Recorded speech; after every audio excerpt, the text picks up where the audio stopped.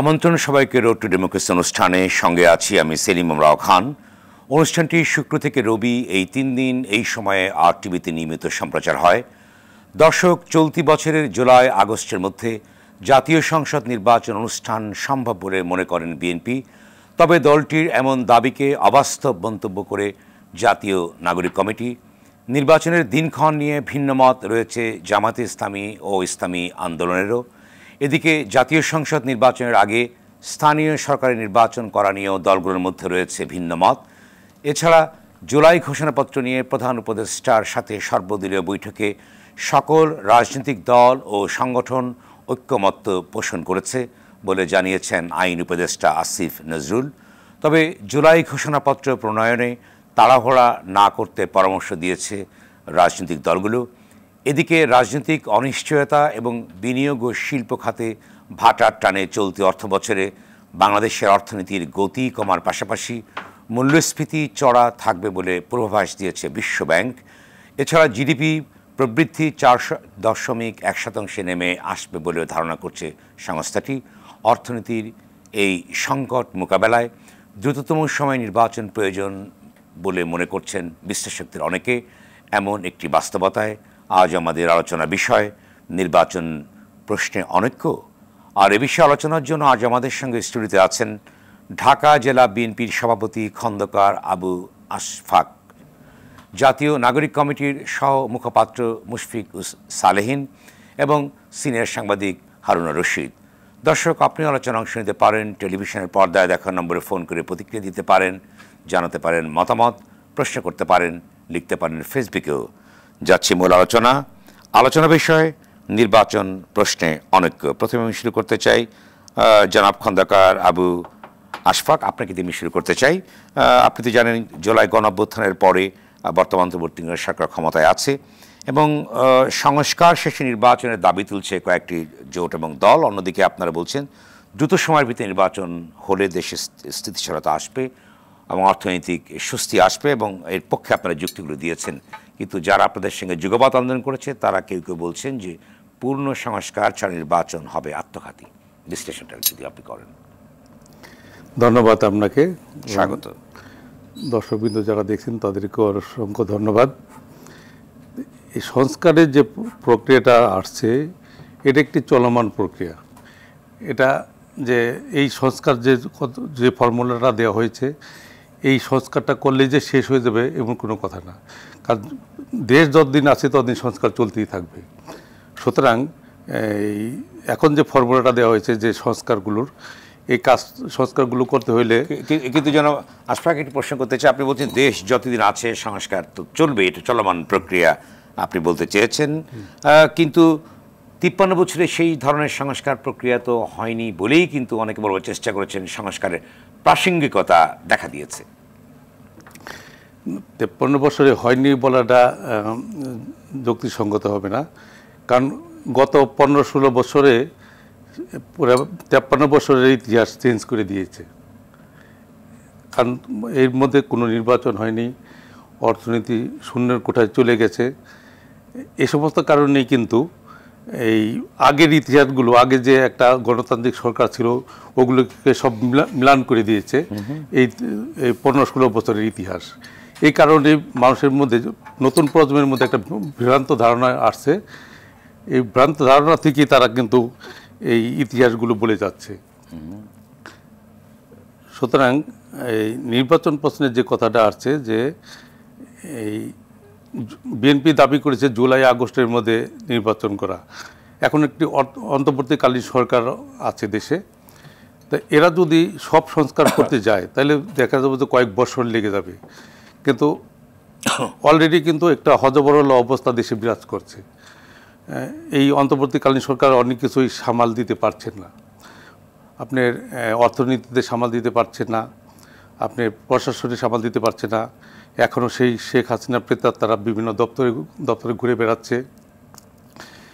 কিন্তু রাতারাতি কিন্তু এগুলো সামাল দেওয়া সম্ভব না।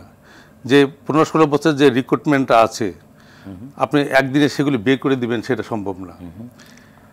আবার সবাইকে বের করে দিবেন এটাও সম্ভব না। যারা নাকি অন্যায় করেছে, যারা নাকি নীতি বর্জিত কাজ করেছে তাদেরকে আপনাদেরকে সরাতে হবে। কিন্তু এগুলি সরানোর কাজ না করে আপনারা যদি ঢালাওভাবে খালি সংস্কার বলতে থাকেন তাহলে তো হবে না। অন্তর্বর্তীকালীন সরকারের কাজ হবে যে নির্বাচনে যে সংস্কারগুলো করা সেগুলো করা, এসেনশিয়াল যে সংস্কারগুলো। তারপরে নির্বাচিত সরকার, এরপর নির্বাচন দিবে, নির্বাচিত সরকার আসবে, সেই সরকার পরবর্তী সংস্কারগুলো কাজ করবে, এটি জাতির প্রত্যাশা। ধন্যবাদ, আবারও আসবো আপনার কাছে।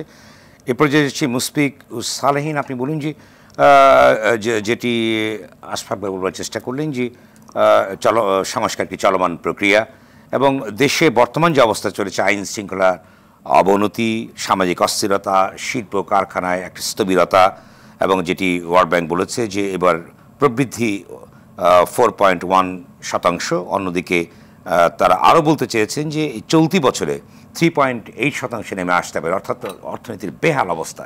এই প্রেক্ষাপটে অনেকে বলবার চেষ্টা করেছেন যে একটি জনপ্রতিনিধিশীল সরকার ছাড়া সামাজিক স্থিতিশীলতা কোনোভাবেই সম্ভব, অর্থাৎ রাজনৈতিক সরকার ছাড়া সম্ভব না, যেটি বর্তমান অন্তর্বর্তী সরকার অনেক ক্ষেত্রে ব্যর্থ হয়েছে বলে অনেক কেউ বলবার চেষ্টা করছেন। এই ক্ষেত্রে আপনারা কেন বলছেন যে সংস্কার হওয়ার পরেই নির্বাচন অনুষ্ঠিত হতে হবে? অনেকে বলবার চেষ্টা করছে, কেন?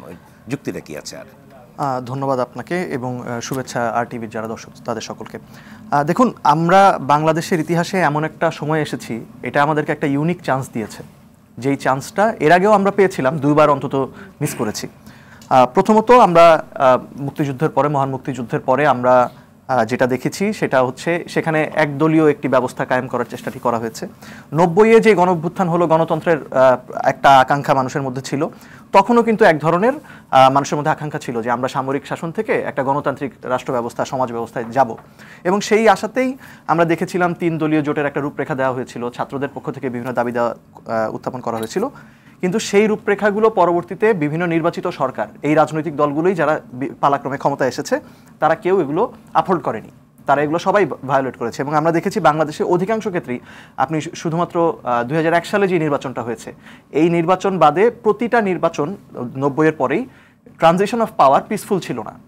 যেই সরকারি ক্ষমতায় ছিল তারা শান্তিপূর্ণভাবে ক্ষমতা হস্তান্তর করতে চায়নি, কোনো না কোনো মেকানিজম করে। সেটা আমরা দেখলাম যে যেই তত্ত্বাবধায়ক সরকারের মাধ্যমে এরশাদ পতনের পরে নির্বাচনের মাধ্যমে বিএনপি ক্ষমতা এসেছিল, 96-তে আমরা দেখলাম সেই তত্ত্বাবধায়ক সরকারের জন্যই আবার বিএনপি সরকারের বিরুদ্ধে আন্দোলন করতে হয়েছে। এবং আমরা সেই সময় মাগুরা উপনির্বাচনে দেখেছি যে ব্যাপক পরিমাণ কারচুপির অভিযোগ হয়েছে, যে কারণে একটা আস্থাহীনতা তৈরি হচ্ছে।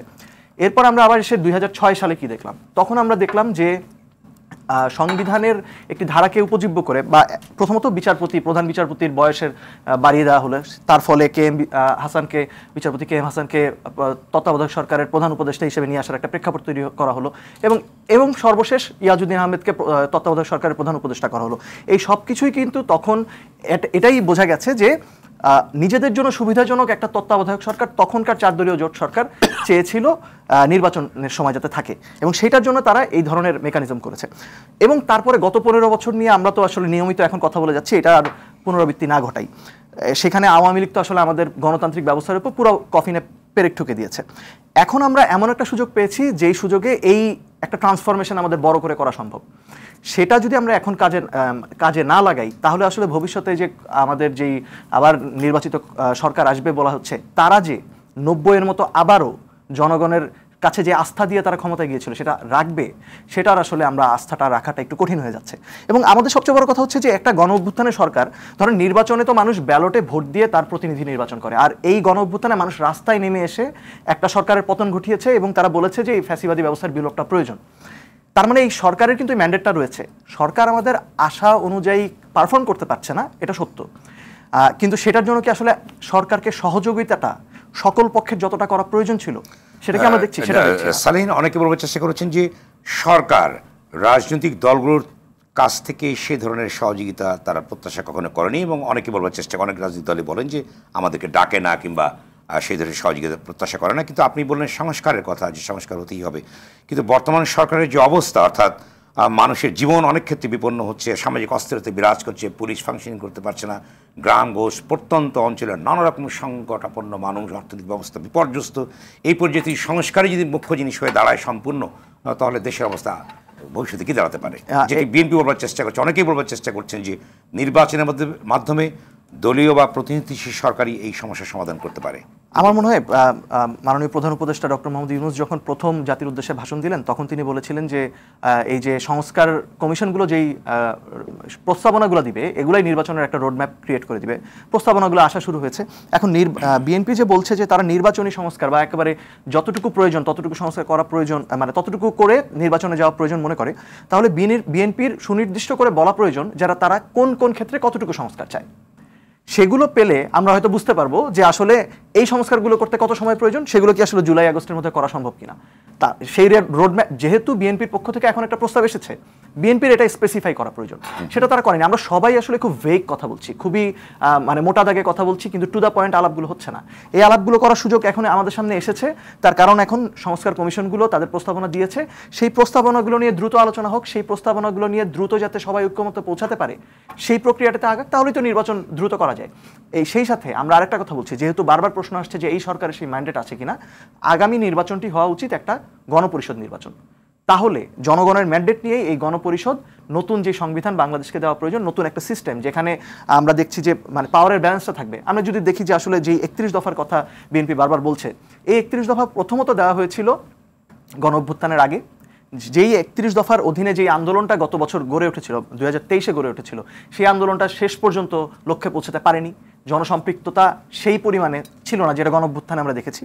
দ্বিতীয়ত এই 31 দফা আসলে গণ অভ্যুত্থানের পরে যে মানুষের নতুন ধরনের একটা চেতনা বা একটা রাজনৈতিক বোধ জন্মেছে, সেটা কোনো রিফ্লেকশন নেই, কারণ এটাতে কোনো চেঞ্জ নেই, এটা আগের নির্বাচনী এক ধরনের দফার মতো। আরেকটা বড় বিষয় হচ্ছে এখানে এক ধরনের অ্যাম্বিগুইটি রয়েছে, যেমন বিএনপি বলছে যে আস্থা ভোট, অর্থ বিল, সংবিধান সংশোধনী ও রাষ্ট্রীয় নিরাপত্তার বাইরে অন্যান্য বিষয়ে সংসদ সদস্যরা যাতে তাদের স্বাধীন মত প্রকাশ করতে পারে, এই জন্য 70 অনুচ্ছেদ পরীক্ষা নিরীক্ষা করা হবে। পরীক্ষা নিরীক্ষা করে আসলে কি করবেন, সেটার জন্য কি আমাদের মানে নির্বাচনের পর পর্যন্ত অপেক্ষা করা লাগবে? সেটা তো দরকার নেই। বা নির্বাহী বিভাগ, আইন বিভাগ, বিচার বিভাগের মধ্যে একটা ভারসাম্য করা হবে, ক্ষমতার ভারসাম্য আনা হবে, সেটা এখনই বলা হোক না কেন? কেননা মাজদার হোসেনের রায়, মামলা রায় তো অনেক আগে হয়েছে, কিন্তু সেটার বাস্তবায়ন তো এর আগে বিএনপি সরকারও ক্ষমতায় ছিল, তারা করেনি। তাহলে কথাটি হচ্ছে যে আসলে আমরা নির্বাচনী ক্ষমতায় যাওয়ার সকল রাজনৈতিক দলেরই লক্ষ্য থাকে ক্ষমতায় যাওয়া, সেটি দ্রুত গেলে সকল রাজনৈতিক দলের জন্যই ভালো, কিন্তু সেটা করতে যে আসলে যে প্রক্রিয়াটা আমরা এই সুযোগটা পেয়েছি, এই সুযোগটা হারানো উচিত হবে না।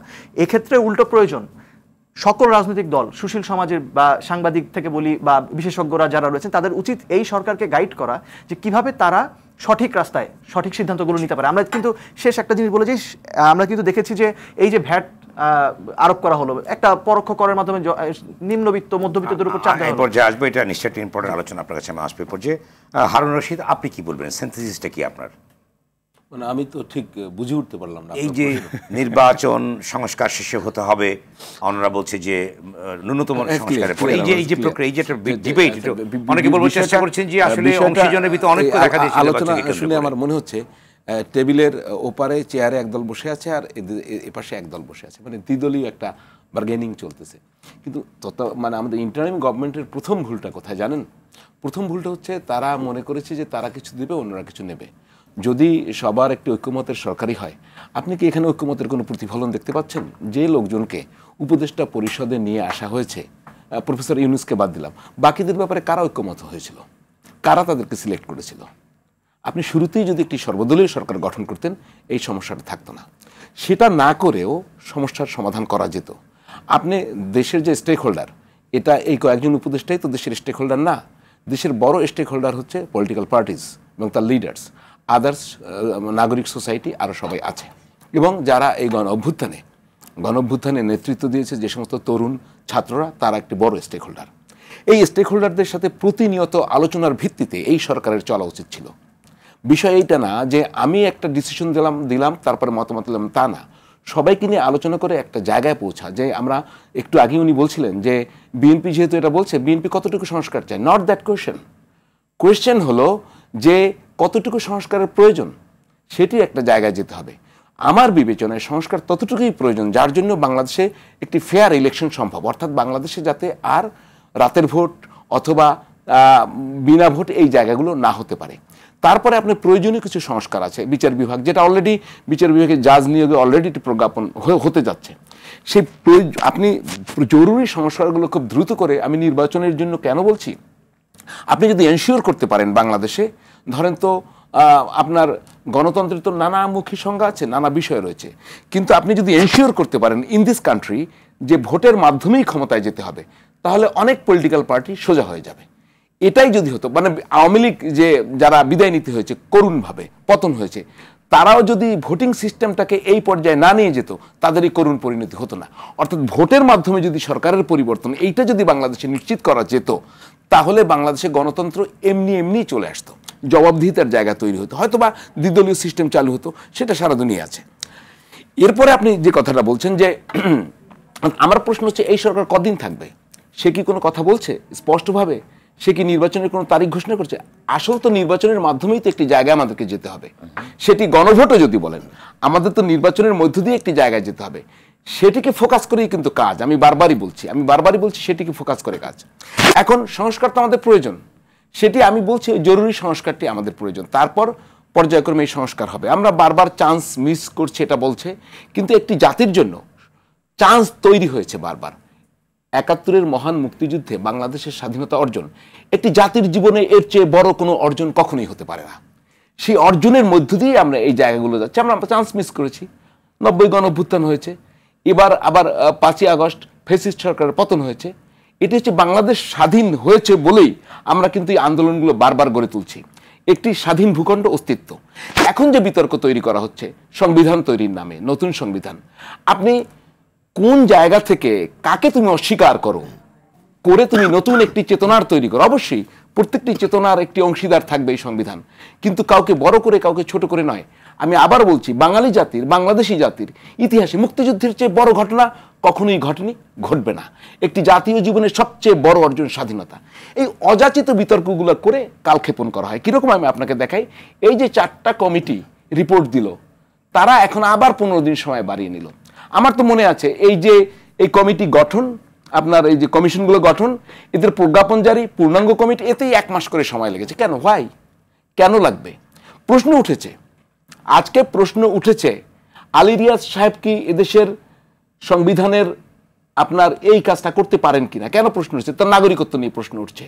তিনি বাইরের এক্সপার্ট হিসেবে, আমি করিনি, অনেকেই করছেন, বাইরের এক্সপার্ট হিসেবে অবশ্যই অংশগ্রহণ করতে পারেন। ৭২ সংবিধান করার আগে আমাদের এরা বাইরে গেছেন, মতামত নিয়েছেন। আপনি সেই জায়গাটা, এখন সেই জায়গাটা নিয়ে আরেকটা আপনি বিতর্ক তৈরি করে কালক্ষেপণ, এটা আমি স্পষ্ট দেখতে পাচ্ছি, খুব স্পষ্ট দেখতে পাচ্ছি। এখন তারা আবার 15 দিন সময় বাড়িয়ে নিয়েছেন। একটু শেষ করি যে তাদের ওটা সিনক্রোনাইজড হয় না, সিনক্রোনাইজড করবেন। বাকি কিন্তু আরো কমিটি আছে, আপনার 11টি কমিটি, কিন্তু এর ভিতরে 4টা পাইলেন, আর 2টা দেবে এই জানুয়ারির শেষে, আর বাকিগুলা তারপরে বাকিগুলো নিয়ে আপনি আলোচনায় বসবেন।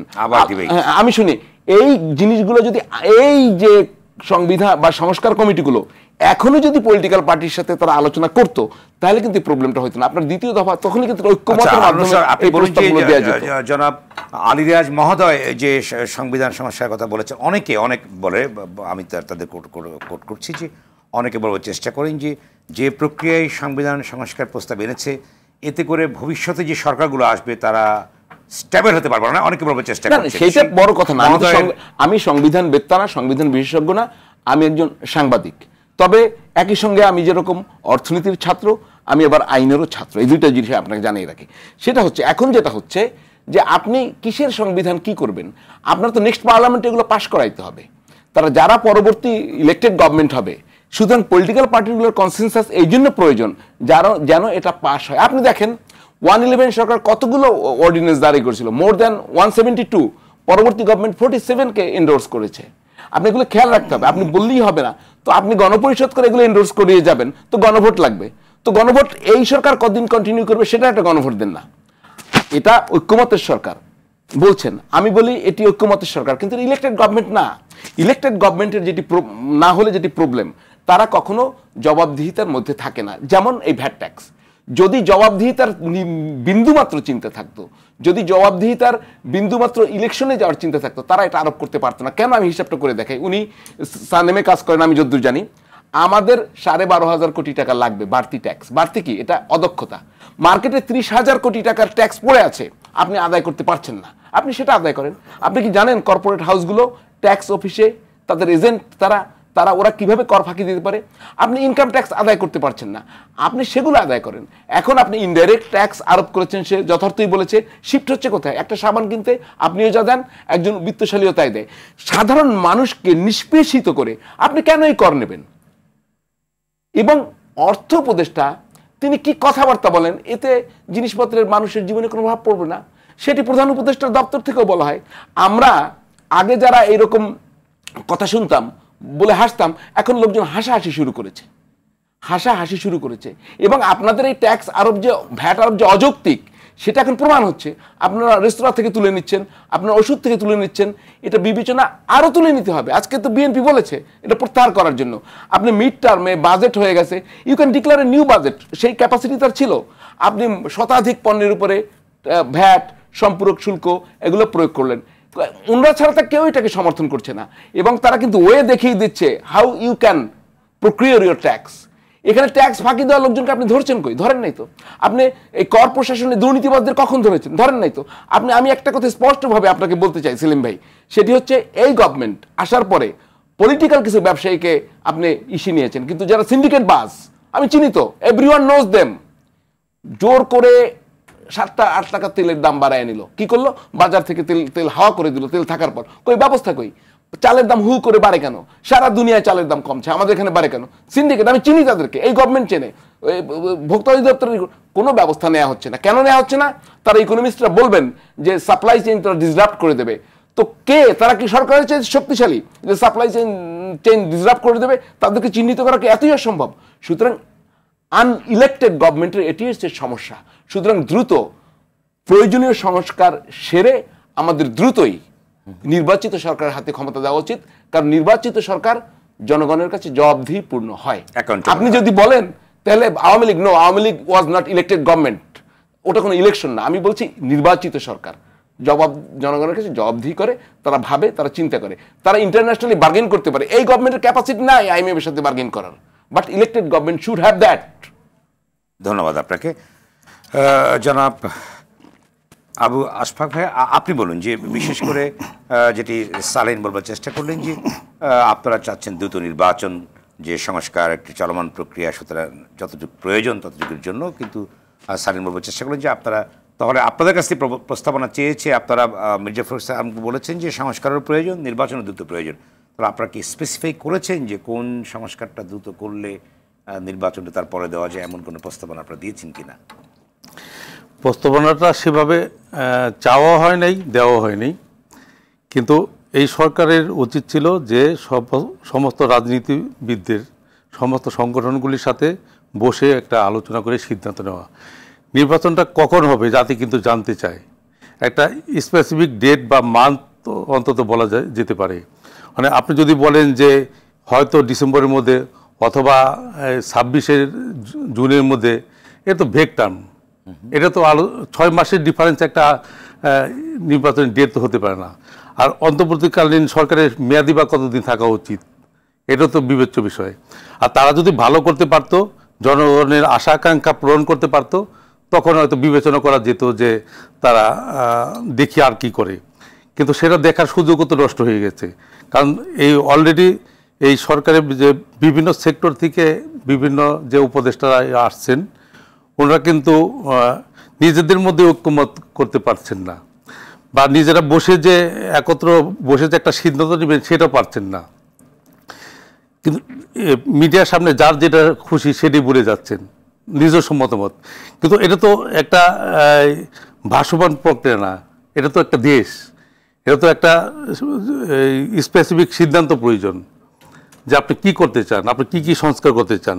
আর সংস্কার করতে হলে তো এই সরকারের যে নির্বাচনের যে সংস্কারগুলো, ভোটার আপডেট করা, আওয়ামী লীগ আমলে যে অবৈধ লোকজন ভোটার করেছিল বা ভুয়া ভোটার তৈরি করেছিল, এগুলো চেক করা, নতুন যারা বাদ পড়েছে তাদেরকে সংযোগ করা, ইমিডিয়েট যেগুলো যে দ্রব্যমূল্য কমানো, দ্রব্যমূল্য তো কমানো তো দূরের কথা, আরও অনেক গুণ বেড়ে গেছে। এই যে হারুন ভাই যেটা বলে গেলেন যে ব্যাড ট্যাক্স বাড়ানো হয়েছে, যে এই ট্যাক্স বাড়ানোর ফলে কি হবে, মানুষের যারা ট্যাক্স দিত তাদের মধ্যে কিন্তু একটা প্রবণতা আসবে যে ট্যাক্স ফাঁকি দেওয়ার।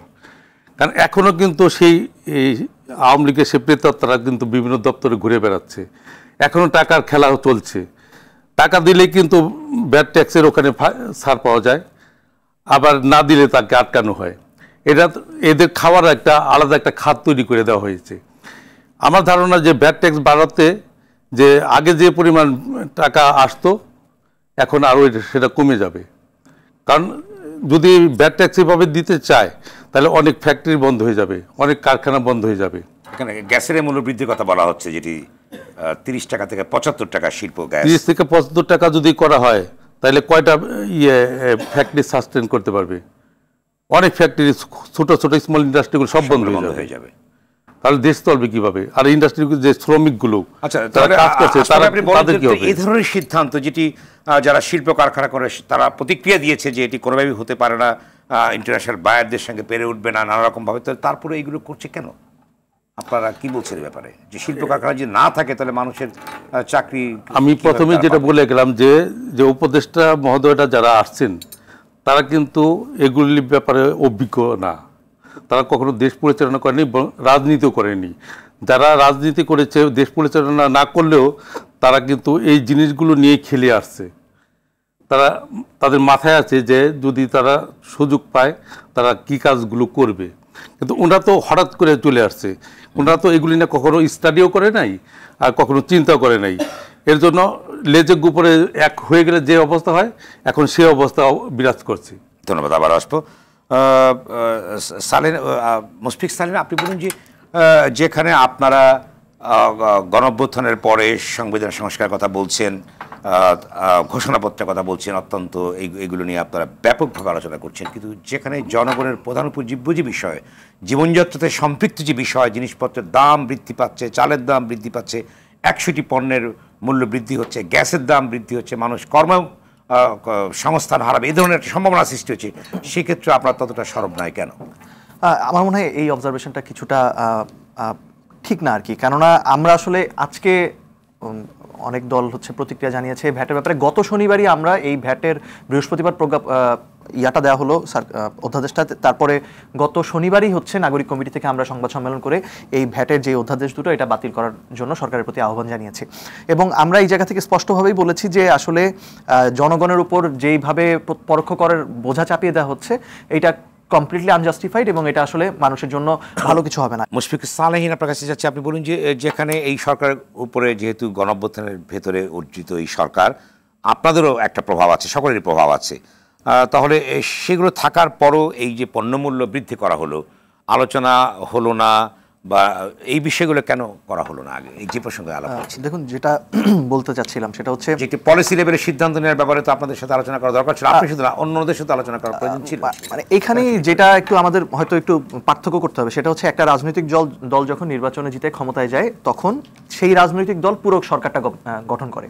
এখানে শুধুমাত্র গণঅভ্যুত্থান যারা করেছেন তাদের মধ্যে 3 জন প্রতিনিধি আছেন, তারা তিনটি মন্ত্রণালয়ে আছেন, অর্থাৎ এই যুব ক্রীড়া বা স্থানীয় সরকার ইত্যাদি মন্ত্রণালয়ে তারা আছেন। এর বাইরে যে মন্ত্রণালয়গুলোর দায়িত্বে যারা রয়েছেন, যে উপদেষ্টারা, এরা কিন্তু এই সমাজের সিভিল সোসাইটির বিভিন্ন জায়গার মানুষ, এক্সপার্ট, বিভিন্ন জায়গার বিশেষজ্ঞ ব্যক্তিরা এখানে এসেছেন।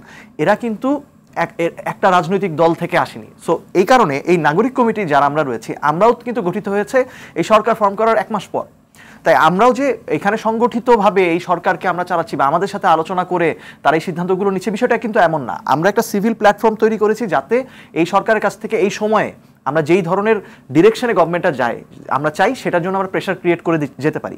সেখান থেকে ভবিষ্যতে আমাদের মধ্যে রাজনৈতিক সচেতন যারা রয়েছে তারা যদি একটা রাজনৈতিক দল আমরা গঠন করি সেটা ভিন্ন প্রসঙ্গ। তার মানে এই সরকারের সকল সিদ্ধান্ত আসলে নাগরিক কমিটি বা বৈষম্য বিরোধী ছাত্র আন্দোলন মিলে অনেকে বলার চেষ্টা করছে, আমি রেফারেন্স বলার চেষ্টা, অনেকে বলার চেষ্টা করেছেন যে এই সরকার যে গুরুত্বপূর্ণ সিদ্ধান্তগুলো নিচ্ছে সেই সিদ্ধান্ত নেওয়ার ক্ষেত্রে রাজনৈতিক দল, আপনারা তো একটা রাজনৈতিক দল বা একটা পেশা গ্রুপ আছেন, আপনাদের সঙ্গে আলোচনা করার প্রয়োজন ছিল কিনা আপনি কি মনে করেন? তারা বিভিন্ন জায়গা থেকে এসেছে, দরকার ছিল? এই জায়গায় অবশ্যই আমি একমত। সেটি হচ্ছে যে সরকারের যে স্টেক হোল্ডার রয়েছে দেশের, সেটা শুধুমাত্র রাজনৈতিক দল না, দেশে আরও সিভিল সোসাইটির মধ্যে আরও যারা রয়েছেন তাদের সাথে আরও বেশি যোগাযোগ, আরও বেশি ডায়ালগে যাওয়া প্রয়োজন বলে আমরা মনে করি। সেই ক্ষেত্রে সরকারের একটু ঘাটতি রয়েছে। কিন্তু ধরুন এই জায়গায় অর্থনীতি বিষয় নিয়ে যেহেতু কথা হচ্ছিল, বাংলাদেশের তো টপ ইকোনমিস্ট যারা রয়েছেন তারাই কিন্তু এখন বিভিন্ন গুরুত্বপূর্ণ দায়িত্বে রয়েছেন। আমরা বাংলাদেশ ব্যাংকের গভর্নর যদি দেখি, অর্থ উপদেষ্টা, পরিকল্পনা উপদেষ্টা, তারা কিন্তু আমরা গত বছর মানে 1 বছর আগেও কিন্তু বিভিন্ন অর্থনৈতিক সংকটের ব্যাপারে মতামত জানতে চাইলে ওনাদের কাছেই জানতে চাইতাম। তার মানে তারা তো আসলে ওই জায়গাটায় মানে তারা জানেন না কি করছেন, বিষয়টা এমন না। কিন্তু বিষয়টা হচ্ছে আসলে গত 15 বছরে আমাদের অর্থনীতির পরিস্থিতি এমন দিকে নিয়ে যাওয়া হয়েছে যে আসলে যেভাবেই হোক এই সময় এই সংকটটা আমাদেরকে পার করতেই হতো। সেই সংকট পার করতে যে এখন সরকার যে উদ্যোগগুলো নিচ্ছে সেটা আসলে ধনীদের উপর না যে গরিবের উপর যখন বেশি বোঝা হয়ে যাচ্ছে সেটা নিয়ে আমাদের সমালোচনা রয়েছে, এবং সেই সমালোচনা এখন কারেক্ট করার যে চেষ্টাটা করছে সরকার সেটাকে আমরা অ্যাপ্রিসিয়েট করি। কিন্তু সরকার যাতে এরপরে এই ধরনের ভুল আর না করে সেটাও আমাদেরকে নজরে রাখতে হবে আর কি। ধন্যবাদ। হারুন রশিদ, আপনি কি বলবেন যে এই সরকার যে কাজগুলো করেছে, অর্থাৎ আলোচনা না, অনেকে বলবার চেষ্টা করেছেন যে আলোচনা করা দরকার ছিল কিন্তু করেনি তারা, অনেকে বলবার চেষ্টা করেন যে তাদের অর্থাৎ যে অ্যাকাউন্টেবিলিটির জায়গাটা তাদের সেই পর্যায়ে নাই, তাহলে কি দাঁড়াচ্ছে যদি এভাবেই চলতে থাকে? এবং যেটি আমাদের আশফাককে বলবার চেষ্টা করলেন যে নির্বাচনের কোনো দিন তারিখ সঠিকভাবে তারা ঘোষণা করছে না, এই বিষয়গুলো যে সংশয় সেটা বিষয়টা হলো যে চলতে থাকে, যে একটা শব্দ বললেন চলতে থাকবে কতদিন, এই জায়গাটাই একটা বিরতি দরকার যে আমি এতদিন চলবো। কারণ যদি আপনার সাংবিধানিকভাবে যে বিষয়টা ছিল কেয়ারটেকার গভর্নমেন্ট যদি হতো, তার টাইম ছিল 3 মাস। 3 মাসে তারা কি করতো, একটা সুষ্ঠু ভোটার তালিকা করতো, তারা সব কারেকশন করে 3 মাসে কিন্তু বাংলাদেশে সুষ্ঠু নির্বাচন আয়োজনের নজির আছে, এমন না যে এটা নাই। সুতরাং এখন যদি আপনি বলেন যে এই সরকারের কত দিন হলো, 6 মাস বা 5 মাসের বেশি হয়ে গেল, 5 মাসের বেশি হয়ে গেল, তাহলে 5 মাসের বেশি হয়ে গেল, কোন আমরা সংস্কার তো চাই। তো এটার একটা শুরুতেই রোডম্যাপ তৈরি করা যেত, যে আমি সেটাই বললাম, রোডম্যাপ তৈরি করা যেত যে এই সবার সাথে কথা বলে যে এর ভিতরে আমরা এটা করব, এরপর ইলেকশন করব। এখন আরেকটি প্রশ্ন জাগবে, সুতরাং সেই রোডম্যাপটা তারা তৈরি করেনি। এবং আপনি দেখবেন পলিটিক্যালি, আমি জানি না, তাদের কথায় ডিভিশন ক্রিয়েট করার একটা প্রবণতা তৈরি হয়েছে, যে বৈষম্য বিরোধী যারা বাইরে আছেন, নাগরিক কমিটি যারা আছেন, তারা সংস্কারের উপরে জোর দিচ্ছেন, অবশ্যই সংস্কার দরকার, কিন্তু তারাও কিন্তু বলছেন না কতটা সংস্কার চান। অর্থাৎ ধোঁয়াশা ক্রিয়েট করা যেন এই সরকারের নানা মহল থেকে বিভিন্ন জায়গা থেকে তৈরি হয়েছে। আপনি যখন বলবেন যে রাজনৈতিক দলগুলো কতটুকু সংস্কার চায়, প্রশ্ন হচ্ছে তুমি কতটুকু চাও, কারণ আমি তো ক্ষমতায়, ক্ষমতাসীনের দায়িত্বশীলতা সবসময় বেশি থাকে, এবং এখানে কিন্তু ক্ষমতা আর জনতা এই দুইটা অবস্থান ক্রিয়েট হয়েছে, তা হওয়া উচিত ছিল না। যদি আপনি সম্মতির সরকারই ধরেন, তাহলে পুরো বাংলাদেশই একটা সরকার, সেখানে তো কোনো দ্বন্দ্ব হওয়ার কেন? প্রধান উপদেষ্টা বারবার বলেন ঐক্য প্রতিষ্ঠা করতে হবে, ঐক্য প্রতিষ্ঠা করতে হবে, কারণ অনৈক্যের ঘটনা ঘটেছে, অনৈক্যের ঘটনা ঘটেছে। আপনি দেখবেন যখনই প্রবলেম ক্রিয়েট হয় তখনই কয়েকটি রাজনৈতিক দলকে ডেকে ঐক্য ক্রিয়েট করার কথা বলেন। আপনি দেখেন এই যে গতকালকে যে 2 দিন আগে বা 48 ঘন্টা আগে যে রাজনৈতিক দলগুলো ডাকলেন প্রোক্লেমেশন অফ জুলাই ডিক্লারেশন, তো একজন করে প্রতিনিধি ডেকেছে। কবে? কাউকে মেসেজ দিয়েছে আগের রাত্রে, কারোর পরের দিন। এই জন্য আবার সিপিবি কিন্তু যায় নাই। মানে এত আগোছালো একটি কাজ হয়। আপনি যে ড্রাফটটা তৈরি করলেন, কাদের সাথে কথা বলে তৈরি করেছেন? আপনি যে ড্রাফট তাদেরকে শুনালেন, তো কে কথা বলতে? সরকার। তাহলে সরকার তো আলোচনা করে তৈরি করে না, এই ড্রাফটটা তৈরি হবে তো আলোচনা করে। আপনি তাহলে এই ড্রাফটার কাদের দায়িত্ব দিলেন? ওকে, যে কোনো একটা পার্টি দায়িত্ব নিল, গ্রুপ বা একটা কমিটি করে দেন, সেখানে সবাই, তা না করে আপনি একটা ড্রাফট তৈরি করলেন। কথাটা কিন্তু আপনি শুরুতেই বলেছেন যে প্রোক্লেমেশনের ব্যাপারে ঐক্যমত হয়েছে। প্রোক্লেমেশন কি হবে সেটার ব্যাপারে ঐক্যমত হয় না, কিন্তু খুব টেকনিক্যাল ল্যাঙ্গুয়েজ, খেয়াল করবেন। হ্যাঁ, একটি জুলাই ঘোষণা দরকার, এটার ব্যাপারে একমত। ঘোষণাটা কি হবে এখন, এটা নিয়ে দেখবেন টানা হেঁচড়া চলবে 6 মাস। এই যে নানা টানা হেঁচড়ার, নানা পথ, নানা গলি, নানা কানাগলি তৈরি করছে, এটাই আমার সমস্যা। কারণ বিষয়টা হচ্ছে দুটি কমিটি নিয়েই কিন্তু এই ডিবেট শুরু হয়েছে, বাকি করে রিপোর্ট আসে তো মানে আরো। হ্যাঁ, এখন ব্যাপার হচ্ছে যে আপনি এরপরে কি, আমি সেটাই বললাম যে মানে পলিটিক্যাল আলোচনা কখন করেন, যখন পলিটিক্যাল আলোচনা শেষ হওয়ার কথা ছিল। আমি বারবারই বলি, পলিটিক্যাল স্টেক হোল্ডার্স বলতে শুধু রাজনৈতিক দল না, তো বড় স্টেক হোল্ডার হচ্ছে জুলাই অভ্যুত্থানের ছাত্র জনতা, এটা আমি বারবারই কিন্তু বলি। সুতরাং তারাও কি সবসময় গুরুত্ব পাচ্ছে? তাদেরকেও কি উপদেষ্টারা কখনো গুরুত্বহীন মনে করছেন না? করছেন কিন্তু। আবার কখনো কখনো তাদের দাবি মেনে নিচ্ছেন। মানে এটা একটা, আমার কেন মনে হয় যে টম অ্যান্ড জেরি খেলা চলছে। মানে হোয়াট ইজ দ্য টার্গেট, এটা নিয়ে ধোঁয়াশা সৃষ্টি হচ্ছে। যেখানে অস্বচ্ছতা থাকবে সেখানে মানুষের সন্দেহ বাড়বে। সুতরাং আমি যেটা মনে করি, make the road map very much clear. এখানে টাইম ফ্রেম বাঁধেন, টাইম ফ্রেম বাঁধার পরে আপনি যদি স্টেট বলেন, দেন 15 দিন 20 দিন সময় এদিক ওদিক হতেই পারে, সেটা তো কোনো সমস্যা না। একদিন প্রশ্ন কি উঠবে জানেন তো? আপনি তো জানেন সাংবিধানিকভাবে তত্ত্বাবধায়ক সরকার ব্যবস্থা ফিরে আসছে। আরেকটু বাকি আছে, যদি ওই রায়টা হয়, তাহলে যদি এটা বসে যায় তাহলে প্রশ্ন উঠবে এই সরকার নির্বাচন করবে না কেয়ারটেকার গভর্নমেন্ট নির্বাচন করবে।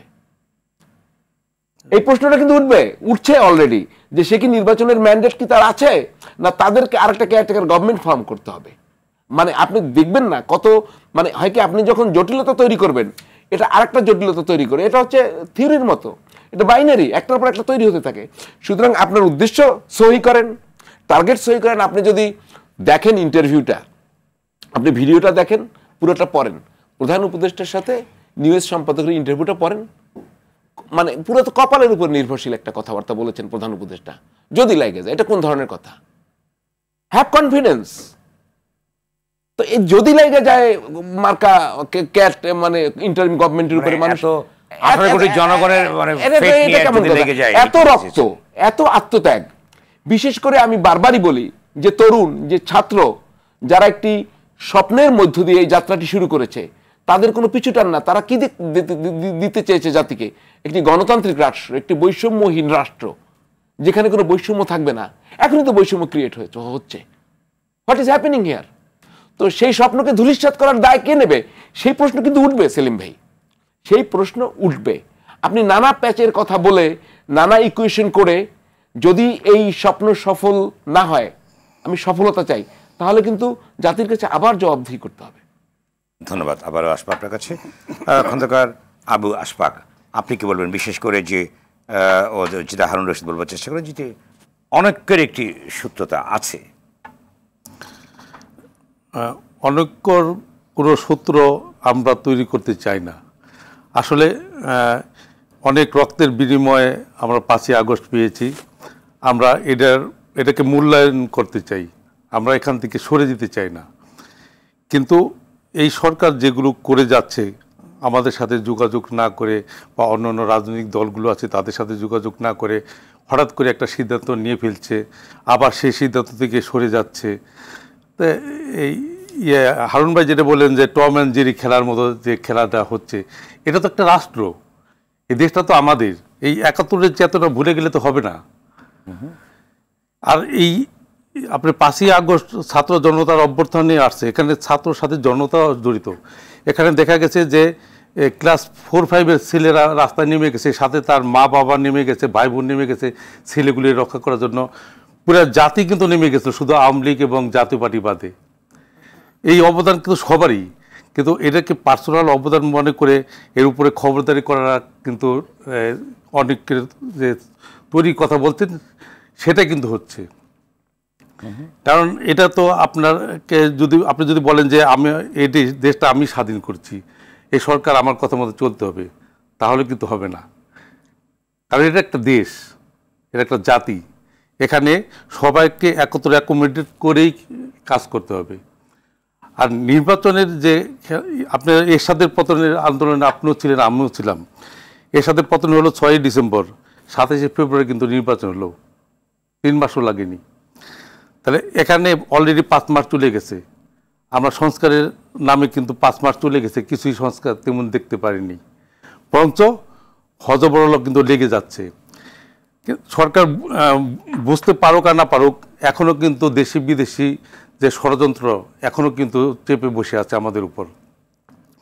আপনাদের ভুলে গেলে হবে না যে বিদেশি দেশে শেখ হাসিনা যে প্রেতাত্মারা, শেখ হাসিনা পালিয়ে গেছে, তার মন্ত্রী এমপি কিছু পালিয়ে গেছে, অনেকে কিন্তু দেশে আছে, তার মাঠ পর্যায়ে অনেকে দেশে আছে।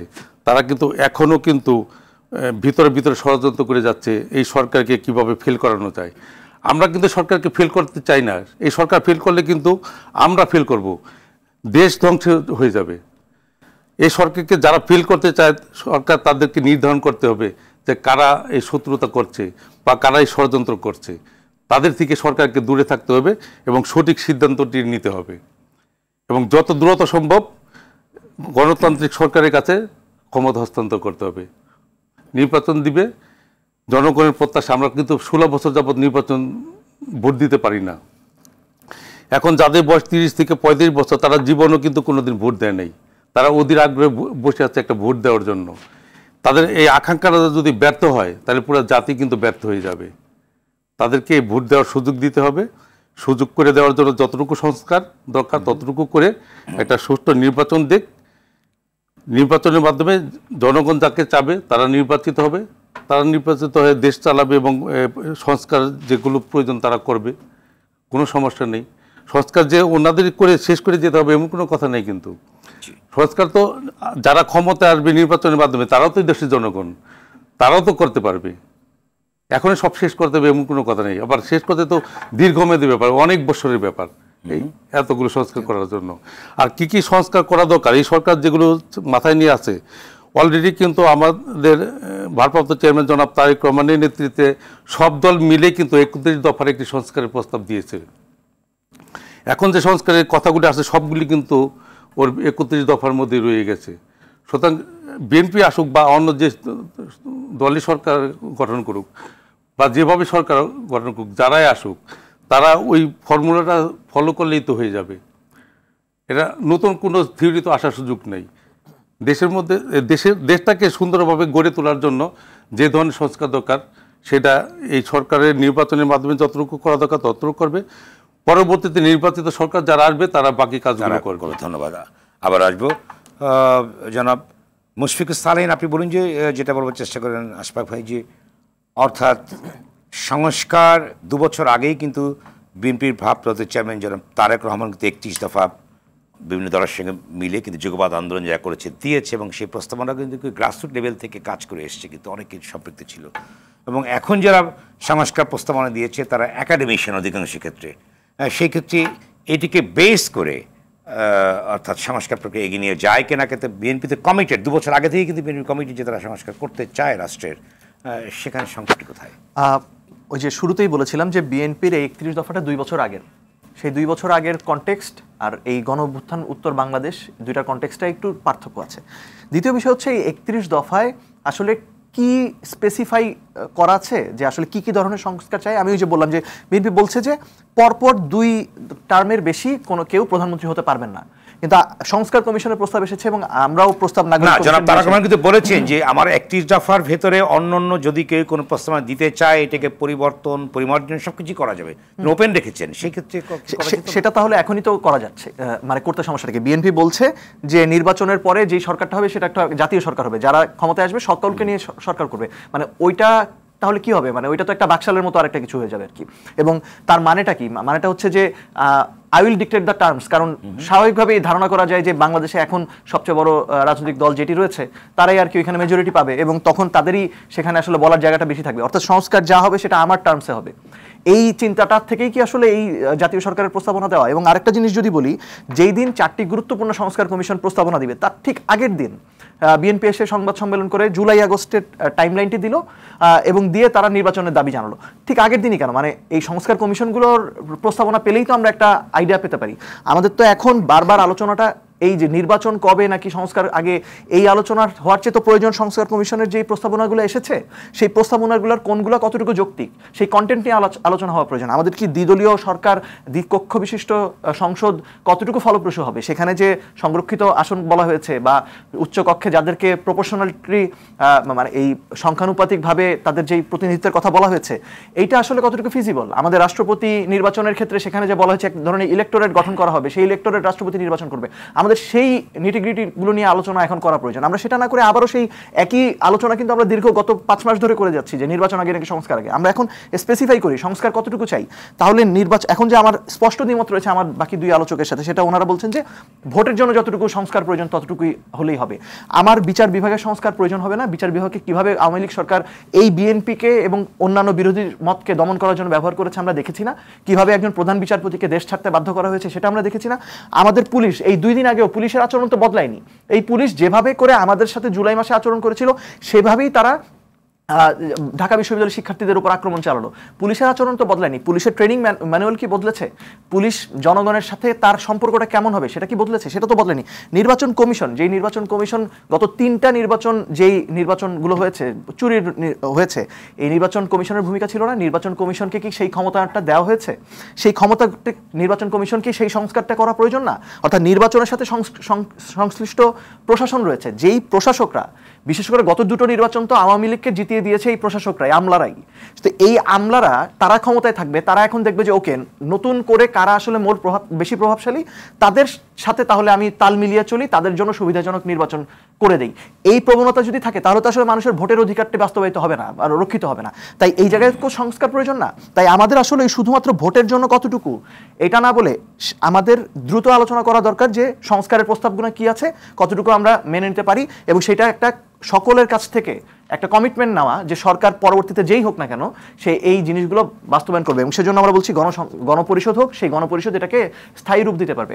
আরেকটি বিষয় হচ্ছে বাংলাদেশের গণতন্ত্র তো শুধুমাত্র, সংক্ষেপে যাচ্ছি, গণতন্ত্র শুধুমাত্র ভোটের উপর নির্ভরশীল না।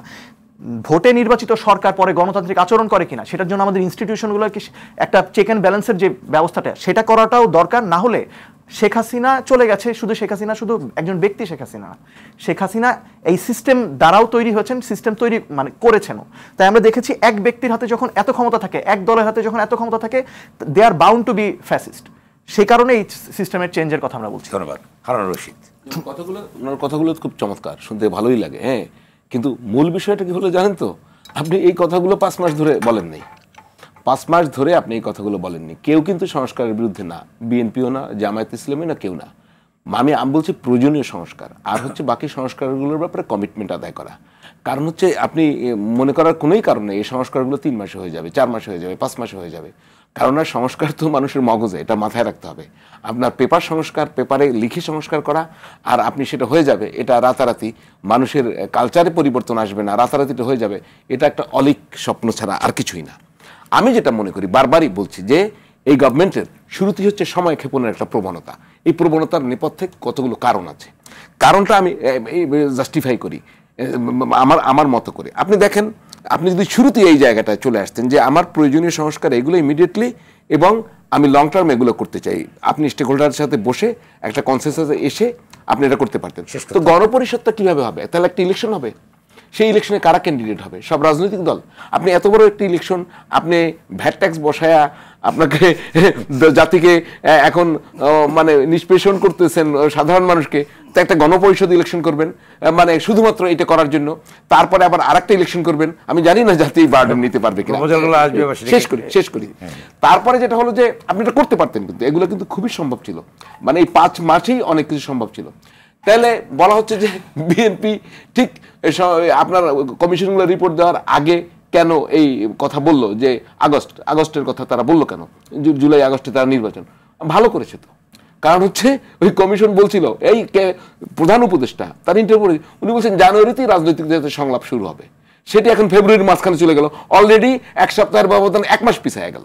তো বিএনপি তো আসলেই টাইমিং দেওয়া উচিত। আপনি দেখেন প্রধান উপদেষ্টা যে কথা 7 দিন আগে বললো যে জানুয়ারিতে এই ফরমেশন নিয়ে কথা হবে, সেটি 1 সপ্তাহের মাথায় 1 মাস চেঞ্জ হয়ে গেল। তাহলে 1 মাসের মাথায় তো 6 মাস পরিবর্তন হবে। তো রাজনৈতিক দলগুলো তো এটা মনে করার কোনোই কারণ নাই যে বাংলাদেশের আপনি সবাইকে তো আর আওয়ামী লীগের সঙ্গে তুলনা করলে হবে না। তো রাজনৈতিক দলগুলো কি সব ফ্যাসিস্ট? তারা কি বাংলাদেশে গণতন্ত্র চায় না? তারা কি সংস্কার চায় না? তারা কি ভালো চায় না? এভাবে রাজনৈতিক দলগুলোকে নেগেটিভলি প্রেজেন্ট করা এই সরকারের আরেকটি বড় খারাপ চরিত্র। ধন্যবাদ। আপনি 30 সেকেন্ডে বলুন জনাব আবু আশফাক, শেষ বক্তব্য 30 সেকেন্ডে। আমরা সালিন সাহেব বলে গেলেন যে এই নির্বাচনী সংস্কারের সাথে প্রশাসন, বিচার বিভাগ এগুলো পরিবর্তন করা দরকার। হ্যাঁ, অবশ্যই দরকার।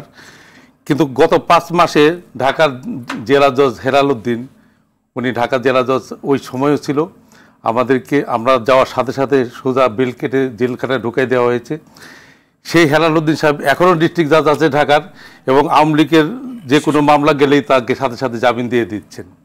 এই হলো এদের সংস্কার, এই হলো এদের পরিবর্তন। আর আপনি চাইছেন যে স্ট্রাকচারের পরিবর্তনগুলো দরকার, যার মাধ্যমে হচ্ছে না তো সেটা হয়। কারণ ঢাকা ডিস্ট্রিক্টটা যদি চেঞ্জ না হয় তাহলে সারা দেশে কি অবস্থা আছে। আর একদিন হয়তো এই বিষয়ে বিস্তৃত আলোচনা করা যাবে। দর্শক, রোড টু ডেমোক্রেসি আজ এখানেই শেষ করছি। সঙ্গে থাকবার জন্য ধন্যবাদ সবাইকে।